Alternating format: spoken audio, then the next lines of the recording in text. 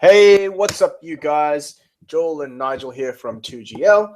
Today, we've got a fun little video for you. We're going to talk about 5 things I wish somebody had told me when I first started FBA. I wish they told me also. All right. Go ahead, Joel. Number 1. Go for it. Number 1, sales tax. Okay. Honestly, boys and girls, don't do it. If you don't have to pay sales tax, don't pay sales tax. It is such a large factor. You know, if you consider the 5 tenets of increasing your profit margins, you want to minimize your cost as much as possible. If you basically had the opportunity to have somebody else prep your products for you, if you could send it to somebody in like, say, Oregon, for example, you know, do that. You know, give us an example, Nigel.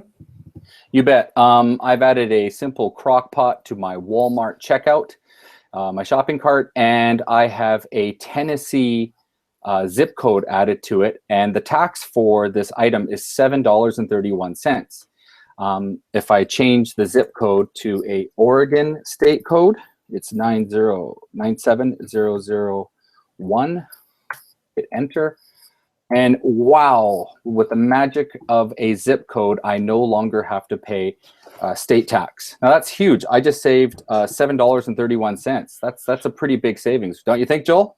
Oh, absolutely. Look, $7.31 doesn't really sound like much when you look at it like that. But when you think about it from the point of view that you're probably going to buy, like, say, like 10 items of this. If you're buying 10 of that, that's $73 that you just saved. If you were to send that one to, you know, those 10 items to somebody in, say, Oregon, and they prepared that for you and you paid them, you paid them like $2 an item, and you'd still be saving. You know, that just cost you $20 instead of $73. Like, why wouldn't you? That's a no-brainer for me.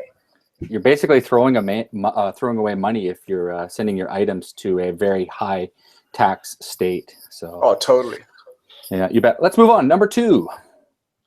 Cashbacks and coupons. So again, we're touching on the 5 tenets of maximizing your profit, and really this is another no-brainer where, you know, if you have the opportunity to get your cashback and your coupons, you really need to maximize, you know, how little you are paying for your stock. Okay, so one thing that Nigel's going to show us now, Ebates. You bet. I've been doing Ebates for about 2 years now, and you know, I don't know about you guys, but I've only done online arbitrage. And, you know, every time I go shopping, the first thing I do is, you know, how much cash back can I get? So, you know, I'm always checking to maximize my cash back.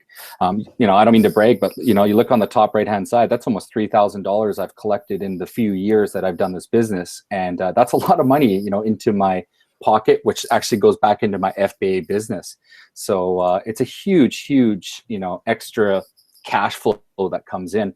We're going to take a look at Kohl's, and they have a campaign running right now where you get 15% off, and if you spend over $100, and you also get 6% cash back. That's a total of 21%. I mean, that's huge when you're, you know, dropping a $500 order. Again, Joel, what do you think? Would you like to have 21% on all of your purchases? Well, totally. And look, you should definitely be factoring that into your ROIs when you're looking for products. Otherwise, you could be overlooking, you know, some gems. There should be some golden nuggets in there that if you aren't factoring in your cashback, you could be completely overlooking. You know? You bet. All right, Joel, let's move on. Number 3. Oh, sorry about that. Number 3. Okay, now this one is probably the number 1 thing that I wish somebody had told me when I first started. Go wide, not deep.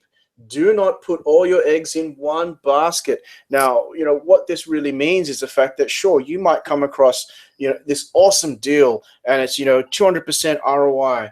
And then you go, boom, I'm going to buy 100 of that product. And then all of a sudden it takes you like 6 months to sell them all.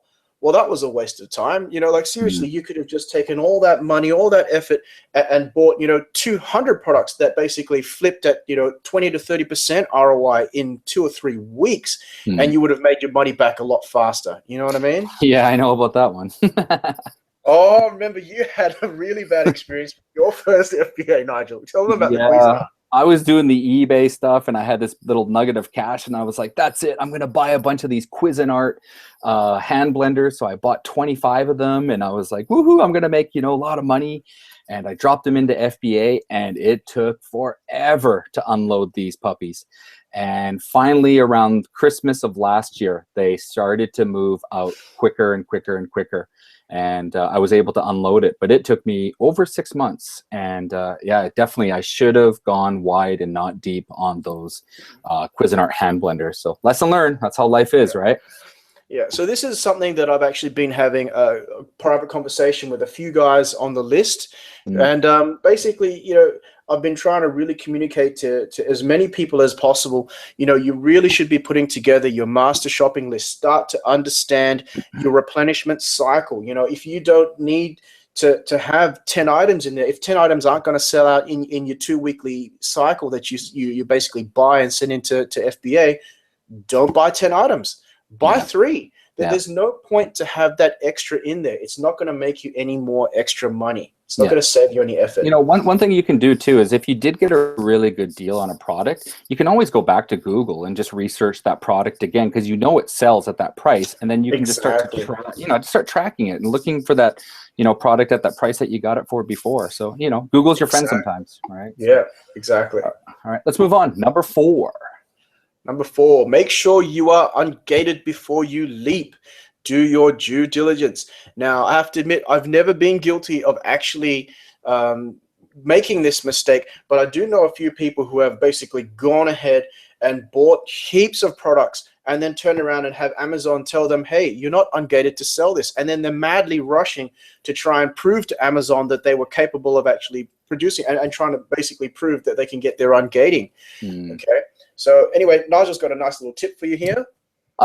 Yeah, I mean, I'm not approved for automotive. One day I will be, hopefully, but currently I'm not. So let's say, you know, I was gonna try to sell this item, and I would look on the right-hand side, just over here. I'll zoom in here, and it says right here, sell on Amazon. A lot of people didn't know this one. It's really simple, and you just click on it, and there you go. Sorry, the ability to create a listing for this item is restricted. Clearly, you cannot sell this item. It's really easy to do. Before you make a purchase and you're on Amazon looking at the prices, make sure you can sell the thing. All right? Absolutely. All right, next one. Last one. Last one. Here we go. Number 5. Last one. Don't panic. And whatever you do, don't race to the bottom. Don't be that guy. Stick to your guns. Trust that you've done the due diligence, researched your product, researched your rank, researched the cost. Do all that. Nigel, can you throw up an example for us? You bet. We were doing a little searching here on some headphones, and what the heck? $14.99. I mean, so go back up, Nigel. Show them. Go back up and show them the graph. Yeah. Check this out. Yeah. Okay. Amazon is selling this for $60. You know, why on God's green earth would you go and list this for $14.99? Like seriously, I'm so tempted to just, after we've cut this video, just buy all this dude's stock up. Like, I'm not going to. It's crazy. Seriously, 18,000 ratings the seller has. That's crazy. That's nuts. That's nuts. Like seriously, don't do it. Don't be that guy that everybody else is making money off of. That's just nuts. Hey, Jill, are we going to rock, scissors, paper that one up there? Are we gonna? I mean, yeah, Joel's right. I think I owe you. I mean, you might actually be able to purchase these and flip them. I haven't looked into it. I, don't know a lot about this product, but yeah, you could definitely, buy low from this in this particular case. It's pretty funny. Oh, come on, it's a no-brainer. Amazon's selling it for $60. Like, man. Yeah. Well, it is the Q4, so. Yeah. Yeah. Anyway, guys. I hope that has been some really, really nice little nuggets for you guys. Nigel and I love making these videos, and we're really, really happy. You know, the 2GL Bolos is only, what is it now? 8 days old? Yeah, 8 days. Yeah. It's nuts. I just love this, and the amount of interactivity that we're actually getting. It's fantastic. You bet. And if you have any future suggestions for videos that you would like to see, just add it in the description below this video, and we will certainly review those. Hit us up on Facebook. Throw out some ideas there. We're 2 guys, and we're here to help you guys. So yeah, you bet, Joel. Anything else you want to say? Oh, look, last message I'd like to say, and I hope that this does go out to all you guys, and I hope you are all rocking Q4 like it's never been rocked before. Rock it. I would say though, if you are about to send in your last products, this is probably the last that you'll actually get for Q4. Well, not exactly for Christmas rush. Mm. I would point out, don't panic. The next rush is going to happen as of the 26th of December. That's all your little boys and girls out there who have Amazon gift cards. And as Nigel will tell you the same, we were selling rock solid right until the end of January. Even look, I had some stuff in there that I was selling right up until the middle of February before it started to quieten out a bit. I was shocked, actually. I was really shocked. I just kept steamrolling into January. It was unbelievable. So, yeah, definitely. You guys will be fine, man.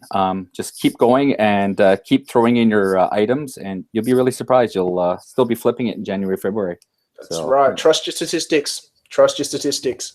You bet. Okay, that's been fun, guys. Okay, peace out. Later, guys. Have a good one. Peace.